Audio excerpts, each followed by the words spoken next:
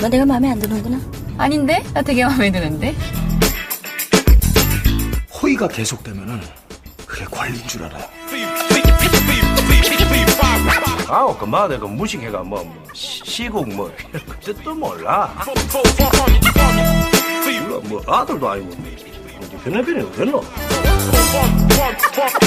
이런 상황을 어이가 없다 그래요. 지금 내 기분이 그래. 어이가 없네. 시나리오 쓰고 있는 미친 새끼가.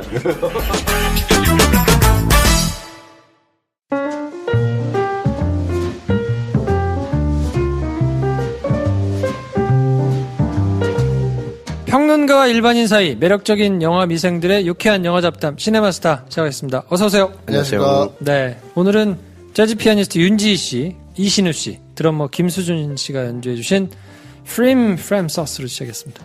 가족 얘기고 먹는 얘기가 들어갔으니까. 불어로 얘기하는 그렇군요. 자, 자기소개하겠습니다.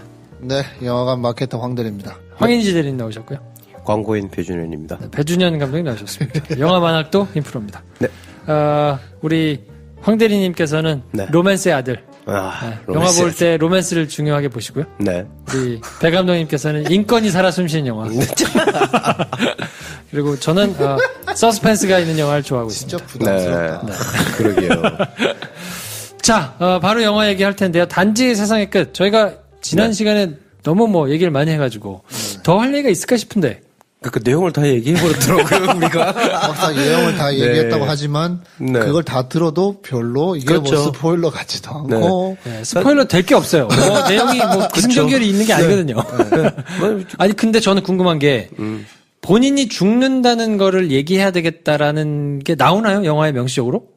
네. 아 그래요? 언제 나오지? 할 때 나오잖아요. 제일 처음에. 아 그래요? 죽음이 얼마 남지 않아서 그래서 이 생을 내가 어떻게 했는지 한번 확인해 보기로 했다. 제가 놓쳤나 봐요. 아니면 그런 것도 있어요. 이게 영화 포스터나 영화 홍보할 때 유일하게 써먹을 수 있는 지점인 것 같아요. 내가 곧 죽는데 그걸 알리기 위해서 가족한테 10년에 돌아갔다.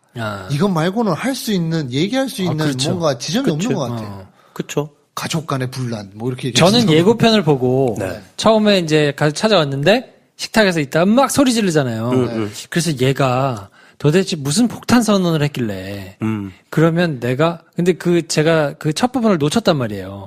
그 내가 죽는데 어쩐데 거기를 놓쳤나 봐요. 그래서 저는 이제 집에 도착했을 때까지도 무슨 폭탄 선언을 할까가 계속 궁금한 거예요. 그래서 혹시 마리옹 꼬띠아르하고 불륜인가? 약간 그런 느낌도 있죠. 나가 느낀 게 아니고. 이거를 밝히려고 아니면 아기를 가졌다는데 그 애가 아빠를 안 닮았다고 하니까 저게 내 애라고 얘기를 할까? 부터 시작해가지고 도대체 무슨 폭탄 선언을 할 것인가를 계속 기다리다가 네. 결국에는 그냥 끝나더라고요. 네. 그래가지고 나중에 나와서 이제 보니까 죽음을 12년 만에 알리러 가고 이런 얘기길래 그냥 그랬나 했는데 제가 놓친 거였군요. 그 앞에 나레이션으로 나오긴 했던 것 같아요. 이게 불어니까 네. 영어면 자막을 좀 놓치더라도 그냥 이렇게 조금 따라갔을 텐데 불어는 진짜 전혀 몰라서. 맞아요. 옷구슬 굴러가는 소리가 들리다 이런 느낌이니까. 심지어 뱅상 카셀이나 마리옹 꼬띠아르나 레아 세이도 같은 경우에는 영어로 대사하던 게 익숙한 사람들인데. 그러니까요. 이 영화를 보면서 저 사람들이 불어를 저렇게 잘했나. 전혀 다른 느낌이 든다. 그 생각이 들더라고요. 이 양반 영어로 연기하던 양반인데.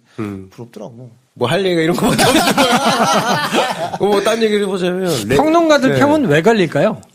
그게. 어느 지점에서 좋게 평가를 하는 건지가 사실 좀 궁금하더라고요, 저는. 저도 보고, 좀 별로다. 상을 받고 욕을 먹긴 했지만 그래도 전작도 괜찮았으니까 위대한 감독이라고 생각하지도 않았고 엄청난 영화를 기대하고 간 게 아님에도 좀 그랬던 게 그냥 그렇게 깊이에 도달한 게 아닌데 좀 포장이 심하다. 근데 그전까지는 그 포장들이 하는 얘기나 형식에 딱 맞아서 에너지가 느껴졌는데 이건 사실 에너지가 느껴지면 안 되는 내용이잖아요. 식탁에서 대화하는 얘기인데, 그러니까 이게 좀 작동이 잘 안 된다. 여기서 약간 약발이 다 떨어졌구나. 이런 생각을 했는데. 이런 소재로도 영화를 만들 수 있다니. 라는 생각이 저는 솔직히 좀 들었거든요. 훌륭한, 연기는 근데 진짜 잘하잖아요. 그쵸. 연기 잘하는 배우들을 데려다 놓고, 그냥 정말 무슨 기승전결이 막 이렇게 막 사건이 굴러가는 영화가 아니고 네. 그냥 와서 하루 저녁 자면서 식탁에서 얘기하고 네. 담배 사러 갔다가 그죠.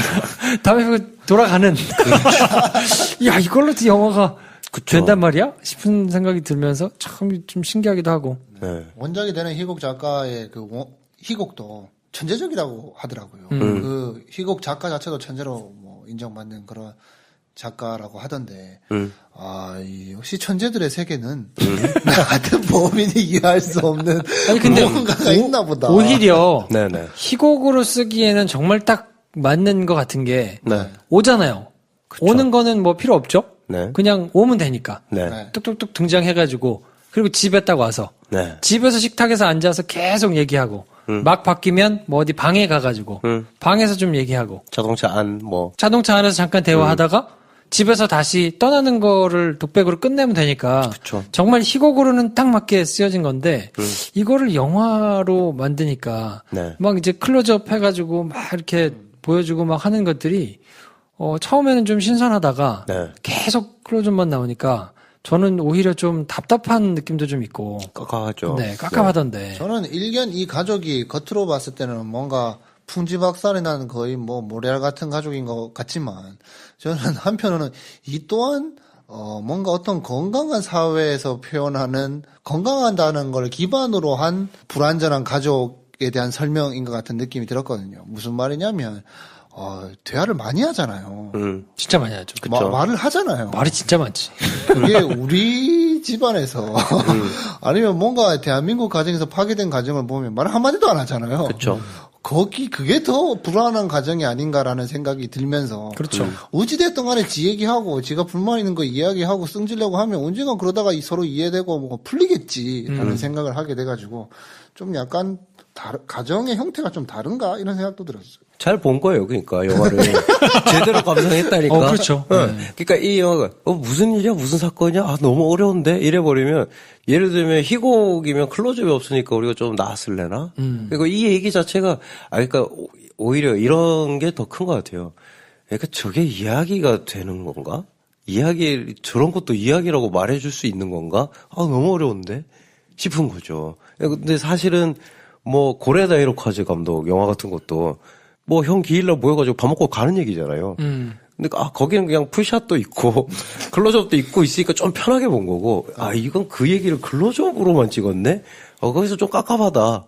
뭐, 그런 차이가 있겠죠. 근데 사실 별로 어려운 얘기는 아니거든요. 그렇죠. 너무 뻔한 얘기고, 사실. 근데 오히려 희곡이었으면 네네. 그 연극이 주는 분위기가 있잖아요. 그렇죠. 딱 탑조명 아래서 네. 무대에서 이렇게 막 서로 얘기하고 또 우리가 이제 느끼지 못한 그 말맛이라는 게 있을 텐데 서로 대화를 주고 받으면서 이렇게 막 뭐 네네. 얘기하고 막 이런 것들이 공감되는 것들도 좀 있고 할 네. 텐데 사실 프랑스 영화니까 일단 맛은 못 느낄 거고 네, 그리고 또 그 프랑스인들의 그 뭔가 독특한 정서 뭐 이런 게 있을 텐데 네. 그런 것도 다 제끼고 보는데 이게 뭔가 그냥 그 연극에 몰입해서 보는 이런 게 아니고 네. 이 영화적으로 막 클로즈업으로 보고 하니까 네. 그런 거 저런 거 다 제끼고 나면 굉장히 좀 적게 남는 거 아닌가 뭔가 느낄 만한 요소들이 네. 저는 뭐 개인적으로 그런 느낌이었어요. 이게 사실은 그게 굉장히 연출이 통제를 해놓고 어디로 몰고 간 건데 우리 시선을 저도 그게 좀 별로였어요. 그러니까 평이하게 찍었어도 되는 걸 막 끌어올린단 말이죠. 그러니까 이 끌어올리는 거에 대한 재능이 있는 감독인데 네. 그 사실 그 하이라이트 때 말도 안 되는 뱅상카셀이 억지 부리잖아요. 그리고 그때 조명이 막 노랗게 바뀌면서 마치 문 열고 나가면 타 죽을 것 같은 조명 진짜 세상 끝처럼 찍어놨잖아요. 네. 그러면서 그때 막 이를테면 다 커밍아웃 해버리잖아요. 여동생 울고 막 엄마도 화내고 근데 그게 뭔 맥락 저게 왜 저러고 있는 건지 모르겠으나 느껴졌거든요.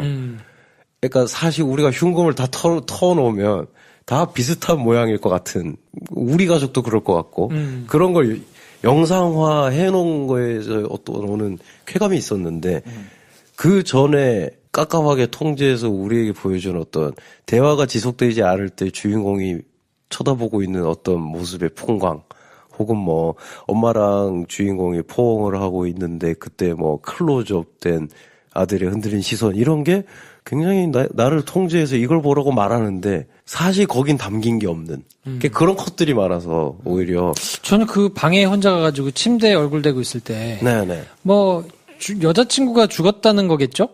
그 남자친구 남자친구. 네네네 그거 나오고 막 이거는 뭡니까? 그건 잘 네. 모르겠던데, 거기는. 그러니까 그 방은 그냥 플래시백인 거죠. 자기가 그 방에 살 때 옛날 생각한 거죠, 그냥. 동네 친구를 생각한 거죠. 그냥 그 이상 뭐가 있었던 건 아닌 거죠. 그렇죠. 아. 네. 그러니까 사실 내가 뭘 놓치고 있나 싶어가지고. 그게 보이는 게 다예요. 그러니까 이게 막 너무 엄청 어렵고 막 특히나 뭐 30도 안 된 감독이 그냥 찍은 어떤 가족 얘기인데. 아니 마지막에 네. 새가 뒤집어져가지고 숨 쉬는 그거는 뭔가요? 걔가 집을 나간 이유가 뭐 그런 깝깝함 때문이었다는 걸 암시하는 거 아닐까요? 그런가요? 네. 저는 그냥 그거 보면서 라우더된 반지의 한 장면 같다 이런 생각했어요. 꿈보다 해몽이 더 중요할 수 있겠다. 근데 저는 사실은 라우더된 밤즈보다는 훨씬 나았거든요. 거기보다는 낫어요, 저는. 왜냐하면 라우더된 밤즈는 막 네이팜탄 맞은 애들 시체를 갑자기 막 보여주고 이러잖아요. 따대. 막 종군 기자로서의 어떤 윤리랑. 그쵸. 마지막 장면. 윤리랑 그 마지막 장면도 도대체 저게 뭐야 싶잖아요. 근데 사실 그 마지막 장면이 저한테는 그렇게 별로 뭐 어렵거나 고차원적이지도 않았어요. 저한테는 사실은. 세장 같은 집인 거고. 세장. 얘는 여기서 나가려고 이렇게 발버둥 쳐서 나갔고, 그 안에 갇혀있는 새들은 얘가 부럽기도 하고 짜증도 나고, 너는 왔다 갔다 할 수 있지만 우린 못 나간다. 그 화를. 세 장으로 하니까 이해가 되네요. 이 화를 다 토로하고 있는 거고, 그리고 그게 세 장처럼 주인공한테도 느껴지는 게 다시 집에 왔더니 그렇다라는 느낌도 있지만, 계속 걔가 시계를 보잖아요. 가야 되는데 생각하다가 근데 그 시계를는 눈치 보면서 보고 있지만 집에 있는 그 꾀꼬리 새 시계는 크게 알려준단 말이죠. 가야 할 시간이 다가왔다는 걸 계속 크게 알려주는 존재니까 걔가 갠 거죠. 시계에 있는 새가. 그리고 자기 방에서 네. 마리온 코트아리아한테 네. 이렇게 손가락으로 입을 하잖아요. 마지막에. 이제 거의 끝부분쯤에. 네네네. 이렇게 입을 가르쳐대면서 쉿 하니까 네. 마리오 코트아리아가 고개를 끄덕끄덕 하면서 나가지 않습니까? 네. 뭘 얘기하지 말라고 한 거예요? 자기에게 어떤 애도나 위로나 인사를 하지 말라는 얘기겠죠. 그러니까 그 직전에 다들 하는 말이 뭐냐면 뱅상카셀도 그렇고 다 말을 너무 많이 한다. 하고 싶은 말 듣고 싶은 말 너무 많고 가만히 듣고 있으면 내가 듣는 게 괜찮다는 사람이라고 생각한 것 같은데 날 건드리지 말라는 말이다. 라고 얘기를 하고 엄마도 일요일 얘기 나 좀 하게 놔두라고. 니 들으라고 하는 말이 아니라 나 기분 좋으려고 하는 말이다. 라고 얘기하고 마리오 코트라도 계속 애 얘기를 하는데 그걸 계속 베사카스에 팁업 주고 그리고 그 여동생 레아스이드도 방구경 시켜주겠다고 해놓고 방구경은 무슨 계속 줄다리면서 얘기를 하잖아요. 하지만 이 사람은 자기 의지로 이 얘기를 듣겠다 하고 온 거죠. 아마 이 말들 때문에 이 집을 나갔겠죠. 이 주인공은. 하지만 자기가 오늘 할 말이 있는 거예요. 그럼 이 말을 다 듣고 나도 할 말을 하겠다는 의지로 온 건데 결국 그 말을 못했잖아요. 그리고 나서 그나마 제일 그래도 정상적으로 대화를 좀 주고받았던 마리온 코틀리한테 나머지 사람들은 뒤도 안 돌아보고 그냥 가버렸는데 마리온 코틀리는 뭔가 말하려고 하는 건데 나중에 보자 혹은 뭐 잘 가라 이런 인사를 당연히 해야 되는데 사람들은 그냥 가버렸고 화가 나서 그냥 뒤돌아 서버렸고 마리온 코틀리는 그래도 나는 이 동생한테 뭔가를 말을 하려고 하는데 난 네 말도 안 듣겠다. 괜찮다. 조용해라. 나 그냥 갈랜다. 이런 의미인 거죠. 영화보다 백원훈이 설명이 더 재밌네요. 그걸 내가 한 게 아니라 자비에루가 한 거야. 내가 한 게 아니고. 예. 뭐 그런 게 아닐까. 그러니까 사실은 그 엇비슷한 무언가일 거다라고 생각을 네. 했는데 네. 그게 이제 구체적으로 어떤 사건이나 뭔가가 있어서 이렇게 지칭을 한 것일까 아니면 그냥 그런 정서를 다 담아가지고 전달한 네. 걸까가 조금 궁금했었거든요.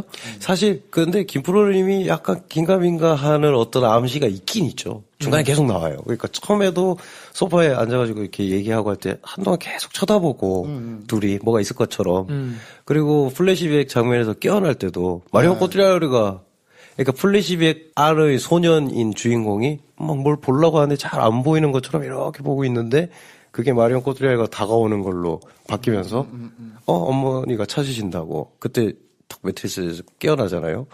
그러니까 전 그런 게 다 별로였어요. 그러니까 그게 명확하게 뭘 지시하지 않는데 느낌을 막 주면서 희곡에 이런 내용이 있었을까?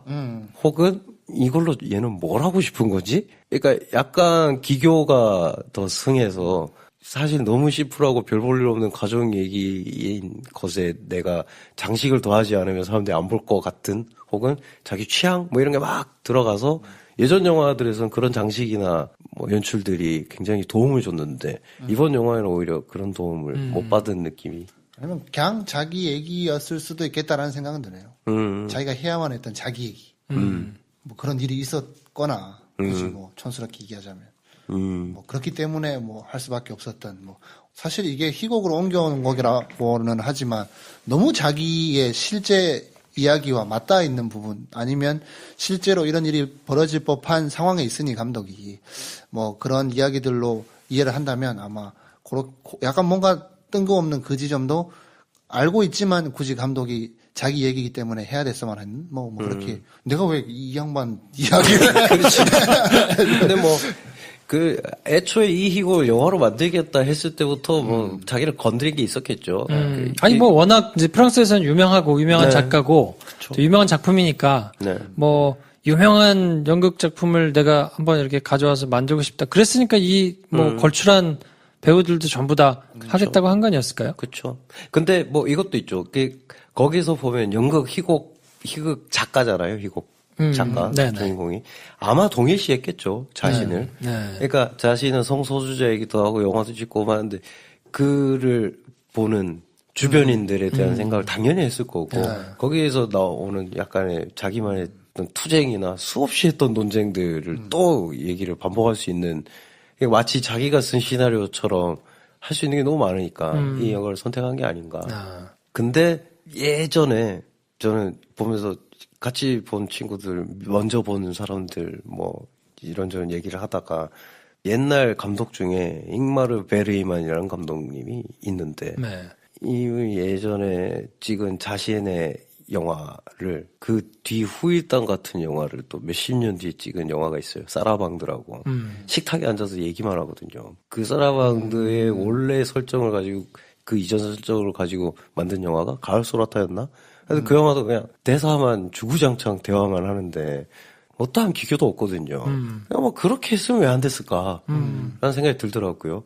그냥 뭔가 막 클로즈업이 줄 수 있는 어떤 정말 그 사람의 얼굴의 질감까지 다 느낄 수 있을 것 같은 효과는 사실 이제 너무 일시적이고 이 뒤로는 자기가 너무 마음을 인해가지고 앞서 나가기 전에 자기가 마음에 들어있던 이 곡의 내용 자체가 보편적이고 일반적인 사람에게도 당연히 닿을 것이다 하는 확신을 가지고 좀 평범하게 찍었으면 어땠을까 이런 생각이 자꾸 드는 좀 아쉬운 영화였어요. 듣고 보니까 이 영화가 어떻게 보면 자베르 돌란 감독의 자기의 영화의 한 챕터를 뭔가 정리하는, 정말 말 그대로 아까 예를 든 것처럼 이때까지 만들어 온 영화에 대해서 스스로 반추해보는 약간 그런 영화가 될 수도 있겠다라는 생각은 드네요. 그래서 이 영화를 한번 자기가 이때까지 만들어 온 영화를 정리하는데 뭔가 대단한 걸로 정리하는 것도 아니고 젊은 감독이 혈기에 차서 만든 영화들에 대해서 나름대로 어떠한 메시지와 이야기를 던지려고 세상 앞에 나와왔는데 결국 그 얘기는 하지도 못하고 사람들은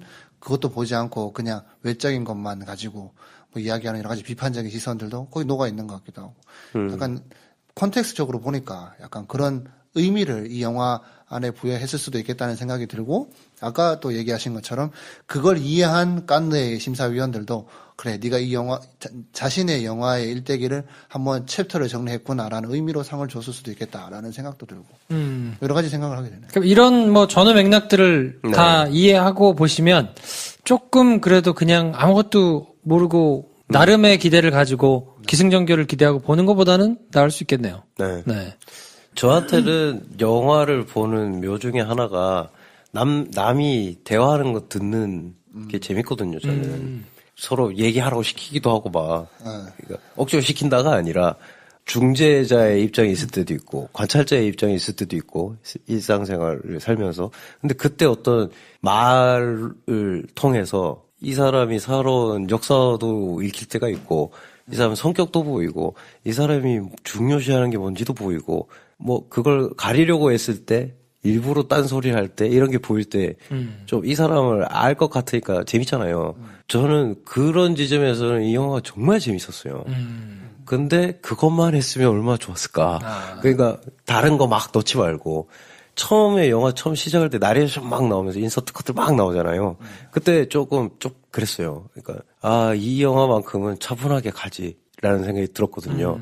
컷 장면들은 너무 좋아요. 막 쓸데없는 인서트 컷인데 막 택시 탄 주인공 뒤로 막 포커스 아웃됐다가 막 풍선 2개가 막 날아가고 막 새들 막 날아가고 동네 도착했더니 막 자기를 이렇게 쳐다보는 사람, 장부로 가는 사람 너무 센스 있게 잘 커트를 잘 찍어놨는데 이런 거 하지 말고 저 좋은 배우들 갖다 놨으면 대사를 잘하게 시킨 다음에 그 얌전하게만 찍어줬으면 좋겠다. 이 생각을 자베르 돌란 영화 보면서 처음 했거든요. 그 전까지는 그런 생각 안 했어요. 와 진짜 정말 멋있게 찍는다.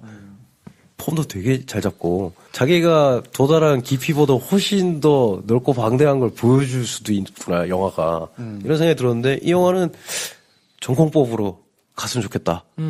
자, 근데 연기는 진짜 잘하지 않던가요? 그렇죠. 연기는 진짜 잘한 것 같아요. 그러니까 뭐 다 그냥 대구에 사는 제 친척들 같아요. 레아 세이두가 막 알겠어 뭔 생각을 하는지. 저는 답답했던 지점이 그거거든요. 야 연기를 이렇게들 잘하는데 저걸 계속 다른 사람이 얘기할 때 그러니까 배 감독님 얘기할 때 황대리 얼굴 계속 비치잖아요. 그것도 클로즈업으로. 그래서 계속 듣는 걸 비춰주는데 아니 이 사람들을 좀 더 다각도를 많이 보여주면서 이렇게 시원시원하게 좀 찍으면 그렇죠.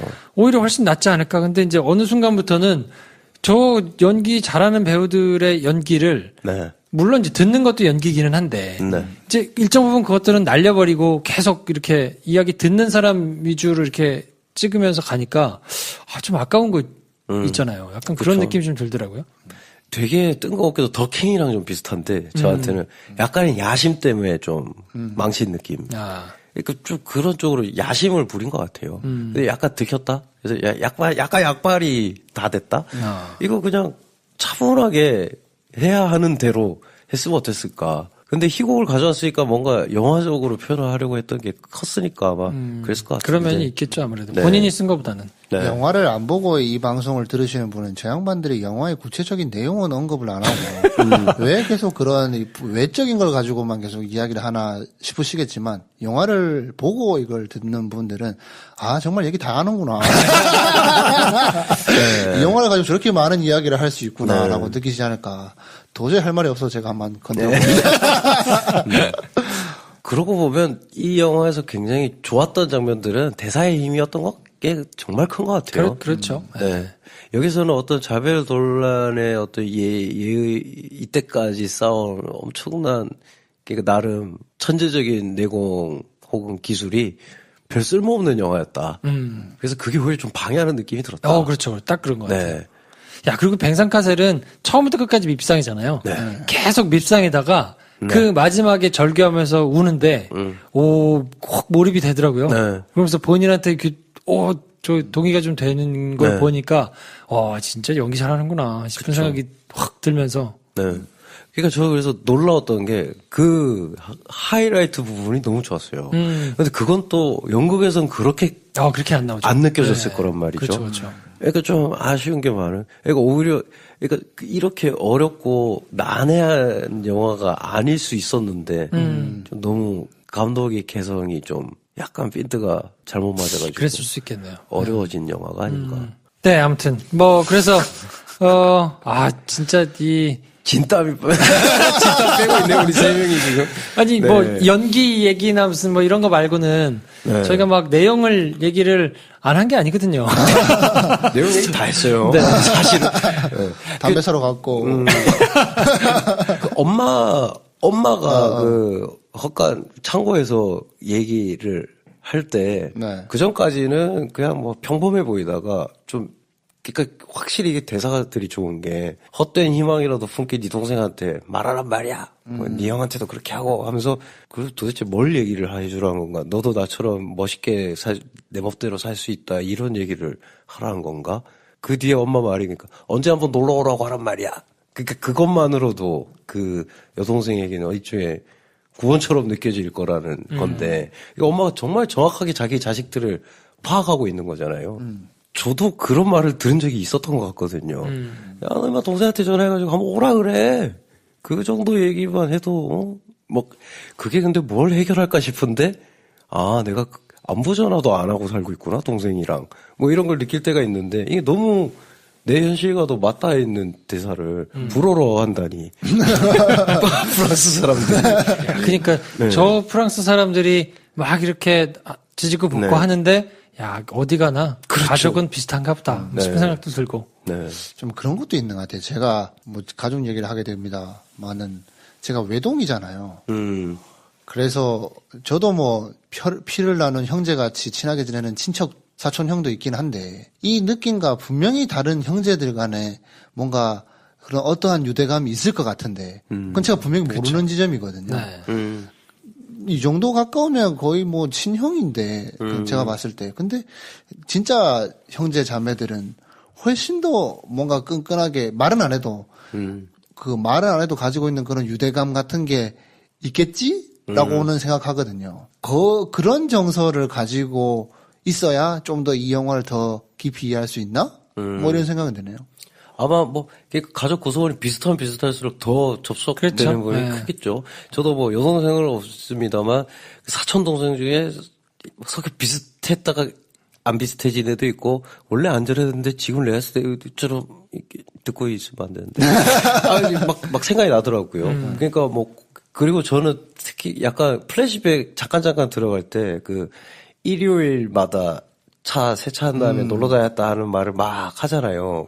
저희도 예전에 일요일마다 어디 가려고 그렇게 난리를 치고 했던, 그리고 그걸 한 몇 년이 지나도 계속 그때 얘기를 하는 뭐 어머니나 아버지가 그때 얘기를 하면서 그때 뭐 카메라를 잊어먹었었잖아. 그게 도대체 몇 년도인데 아직 그 얘기를 하는데 그걸 보면 약간 그 가족 구성원들이 역사책을 만약에 쓴다면 역사가 그냥 사소한 일 몇 개가 촘촘히 쓰여지는 게 아니라 기억에 남는 큰 사건 몇 개가 띄엄띄엄 있고 그걸 어떻게 연결 지으면 역사가 되는 거잖아요. 누락되는 것도 굉장히 많겠지만. 근데 그렇다고 그 안에 굵직굵직한 사건이라고 남아있는 메인 사건 몇 개는 또 따지고 보면 별일이 아닌 건데 굉장히 우리한테 의미화가 크게 된 것들이 있잖아요. 각 가족마다. 근데 또 그 각 가족마다 의미화가 크게 된 사건들이 다 개개인들이 다르고 가족 구성원이 달라서 다를 것 같은데 비슷한 걸 통과한 시대 상황도 있고 크게 다르지 않단 말이죠.